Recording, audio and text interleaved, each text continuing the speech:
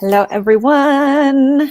Happy rainy day. It's my little Dal Madeline. How many of you remember these wonderful books, right? In an old house in Paris that was covered in vines, lived 12 little girls in 2 straight lines, right?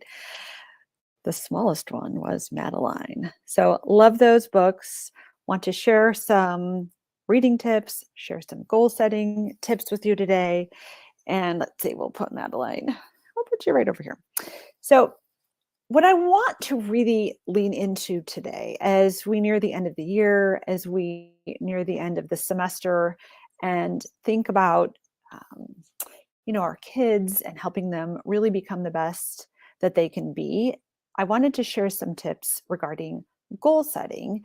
And this applies to college admissions. This applies to the grades they're getting in school. This applies to your kids and their well-being. And of course, everything I am saying right now, except for the minutia of, life in high school, applies to us too. So how many of you have teenagers who are really frustrated and upset with either a teacher, a class, or how many seniors are out there that are getting deferred if they applied early? How many teens out there haven't made a team or gotten a role that they've wanted in a play or in a musical or in the theater of some sort? So how many people out there have kids that are just really sad or frustrated that they're not getting what they want? Well, in my small neck of the world professionally, this is what I hear a lot from teens and parents regarding English class essays or papers, and how difficult college admissions essays are. And I've been doing a lot of thinking about how many of us, me included, I've heard this phrase called we want to put up the wallpaper, but we haven't yet laid a foundation. So, for example, for myself, as many of you know, I've been a runner my whole life, and I started swimming, about 7 years ago. And I'm still astounded by how difficult swimming is for me and how frustrated I get by my failure to get, just to swim faster. And when I take a minute to look at the work it takes and the muscle power it takes to be able to get there, to be able to reshape my old muscles, I feel a lot better, at least becoming aware and knowing of the work it takes. But here's my question for a lot of you parents out there, and if you want to share this with your teens, and if you're catching this now and you've never seen me before, my name is Amy Haskell, and I help teens win with college admissions. I help older teens and young adults, even older adults, win with graduate school admissions, specifically by strategizing and writing the essay writing portion of applications, right? We're getting a lot of actually inquiries for writing the writing portion of getting your MBA, which is really interesting to me, right? A lot of adults who they say, Amy, I haven't written an essay in over 10 years. So we help teens with that, and also with, really how to build a strong foundation with your writing skills as you bump along in high school and college, so that your writing life, your clarity of thought can be a lot easier for the rest of your life. And what's occurred to me, like really strongly, as I set my own goals and think of my own students, is how many students think they should be getting the A, the shiny gold trophy at the end, or getting into some of these elite colleges, yet they're not. And my question is, A, are they aware of the work it takes? Are they aware of the sacrifice? Are they aware of the skill level and the work it takes to get to that skill level in order to reach, the A on an essay or acceptance to a college, right? Or B, are they aware of that work and they just really don't want to do it?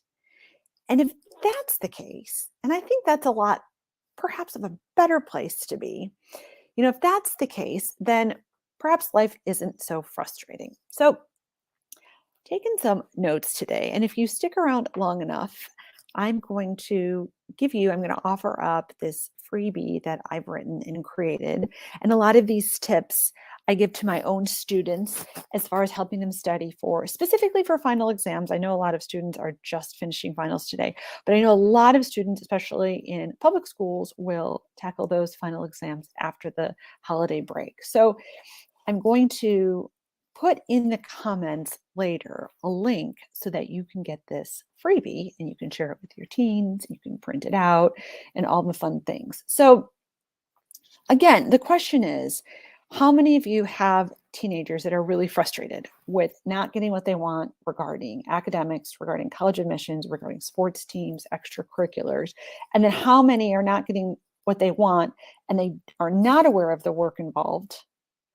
Or how many are not getting what they want and they are aware of the work involved, but they just are scared to take the steps? And they say they don't want to, but I think they're scared to take the steps to get there. So what if you parents, I want to offer up 3 tips for you. What if you could make your life a lot easier by knowing and helping your teens at least gain an awareness of what they need to do in order to reach their goals? So I'm going to give you these 3 tips. I'm going to tell you some stories that will really help you understand these. They're not that complicated, but I know they've made a huge difference for me and for a lot of my students.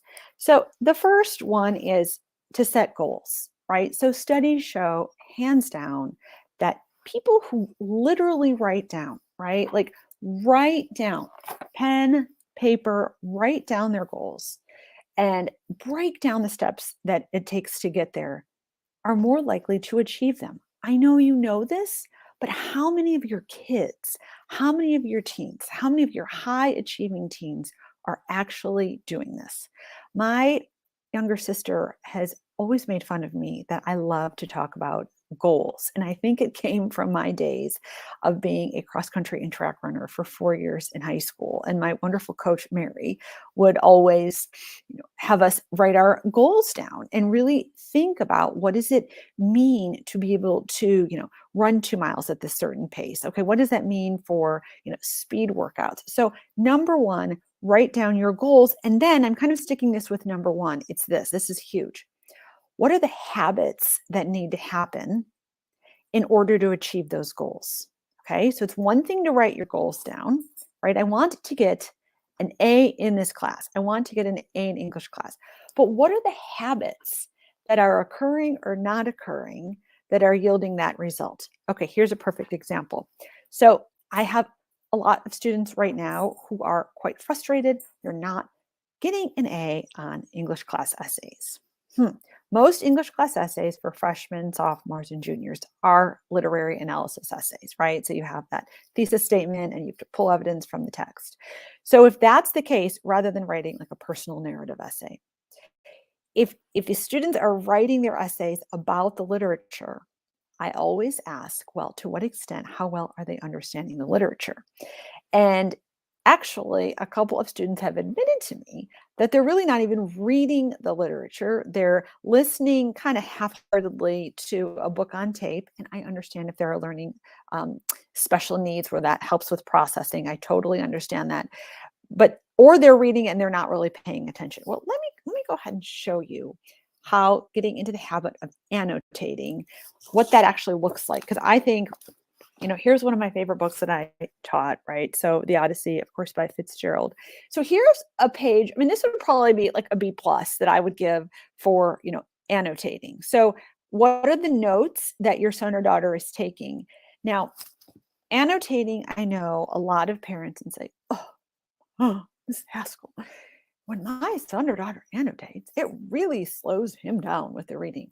Well, okay, yeah, that's right. And guess what? I call this math reading. I call this, yes, it's going to slow your son or daughter down. How in the world are they supposed to gain meaning, by Shakespeare, by Homer, Chinua Achebe? How are they supposed to gain meaning if they're not being slowed down? So, here's some other examples of annotations. I used to collect my students' works and books and give them a grade for annotating. And And the students are either going to fight it and complain, or they're going to stop, they're going to listen, and they're going to change their behavior and change their thoughts and change their emotion around the habit of annotating. So this gets back to point one here, everyone. If you're watching this in the replay, please post, replay. Please feel free to say hello. Please post a comment or a question. I'm here to help you and help your son or daughter in all things English and language arts to make this a lot easier, right? So if they want the grade, what are the habits? And specifically, I'm breaking this down. If they have to write about a famous literary work, something that's challenging, whether it's old and traditional or whether it's new and modern, it's difficult to read. Are they taking the time? Are they annotating so that they can explain the plot, explain character development, talk about the conflicts, talk about the resolution, if there even is a resolution? So as far as that little tiny niche, I think that's super important. So if a parent calls me and says, well, my daughter just really can never get an A in an essay, one of the first things I say, if you're listening to this and you're wondering if you should call me, one of the first things I'm going to say is, well, to what extent is your daughter really understanding the literature? And a lot of parents say, oh, Amy, my daughter or my son, they annotate, they do really well with the reading comprehension. That's a whole different ballgame. Then we really are focusing on just the writing. Okay, so here's tip number 2. Your son or daughter can really only control themselves. So sometimes there is that really difficult teacher. Sometimes there is somewhat of a learning, should we call it disability or challenge? And just gaining an awareness of those external forces, I think, helps a teen feel a lot better, right? Helps the teen feel like, well, all I can do is all I can do. I can work really hard. I can go see my teacher for help. I can get a tutor. I can carve out extra time for whatever subject it is. But sometimes at a certain level of skill, when our playing time depends on a certain coach or if certain other players pass us the ball, right? Sometimes some forces are out of our control, right? So that gives people peace of mind all the time. So if those habits are there, if they're doing everything they can and they know what they need to be doing to be achieving the end result and they're still not getting it, right? Admissions are super steep in some of these colleges this year, like they have been getting increasingly more difficult. Can they control that? Can your senior in high school control what this college is saying or who this college is looking for? No. And accepting what they can or can't control, that brings a lot of peace of mind. I mean, just saying that, I feel like the weight off my shoulders a little bit. Okay, and here's my third tip. And this is something I've become aware of that I really like. And it's this. It's learning to enjoy the grind. So I realized after I ran the Charlotte Turkey Trot that actually, I didn't even know it. I was told I won for my old age category. And my mile time really blew me out of the water. And I didn't even know. I didn't set out to win this turkey trot in my age category. Clearly did not win, like even come close to winning the whole race or anything like that. But what did I do? I started to train. I was actually going to run the half marathon with my friend Jenny in Columbus, Ohio. And then she wound up running the marathon. So I enjoyed the grind of training for the half marathon.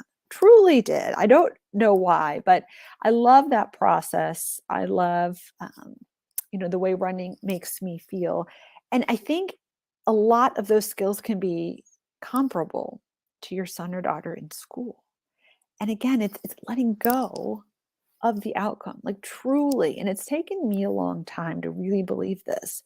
But if we understand the process, if we understand even working through conflict, difficult teacher, your personalities don't get along, who cares if you don't like your teacher, right? It's a shame, but that has really very little to do with your learning. You could have a fabulous teacher who isn't explaining how to balance chemical equations. I did not like my chemistry teacher as a sophomore in high school, but I learned a lot. She was a really good teacher, right? And so if we let go of the outcome and truly learn, I'm telling you right now, like to love to annotate, to love to understand the meaning of the novel, to love to work through geometry problems, to love to go in for help. They're all thoughts. And if we can teach our kids good habits to let go of what we can't control and to learn to enjoy the grind, I can guarantee you, they'll move closer and closer to achieving their goals and their dreams. So what's right around the corner for many students are final exams after the holidays. So what I'm going to do is post in the comments here a link to get a freebie on 7 easy tips to make final exams a lot easier. Now, here's the thing. Some of you might be watching this saying, oh, Amy, my son or daughter is done with final exams. And actually, just like my own kids, they just finished their exams today. Grab the freebie anyway, because most of these tips apply to helping your son or daughter succeed throughout the rest of the semester also. So you can grab that freebie, you can print it out, you can send it to your son or daughter. And again, it's my wish that I'm helping make this little niche of the world a lot easier for you and your teens, because when there's balance and when there is a greater feeling of I have some agency and control over this, I believe it affects all areas of the teens' lives right now, right? Especially when their moods can be like this. Why not help equalize this? So at any rate, I also wanted to share a couple of books that I'm reading. I love this. I know this is an oldie. Has anyone seen this? The War of Art. Break through the blocks and win your inner creative battles. This applies to a lot of artists, a lot of entrepreneurs, really to anyone in life who wants to get their gifts out there, but has a lot in their brains that are holding them back. And then I met the author at Verse and Vino. I went with my book club. This really interesting book right now. I know it's, a lot of people, this is a controversial topic, but it's intriguing. And a couple friends of mine in my book club said they couldn't put it down. So at any rate, my little friend Madeline and I here are going to say goodbye, parents. See you later. If you're watching this and you've watched this to the end, please say hello. Please have, let's see if Madeline can do a little kick. Woo! Please have a great holiday season. I don't know if I'll hop on here before Christmas with all the things we have to do. But go ahead and download the 7 easy steps to win A grades on final exams. And I think they apply to other classwork, not just final exams. Have a wonderful, wonderful holiday. If you have any questions for me, if you know it's time to sign your son or daughter up for writing enrichment work, we have a wonderful team now. It's not just me, Madeline. No, it's not just you, Amy. And of course, parents of juniors. Woo-hoo-hoo. We know what she's going to say. If you know your child will need help with strategy for college admissions essays, with learning how to be a good writer, don't go and hire artificial intelligence, or don't go and hire someone who doesn't know how to teach writing. Talk to Total Writing. We are here for you. All right, everyone. I used to have one of these when I was little. Have a great day. Stay warm. I'll talk to you later, alligator. Bye.